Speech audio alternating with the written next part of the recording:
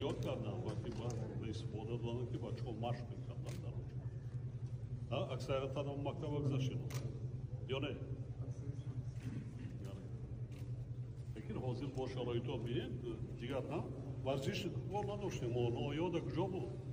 دوری ما میکردیم توب نبود توبی حتی ریزینی وای هم نبود چیکار میکردیم؟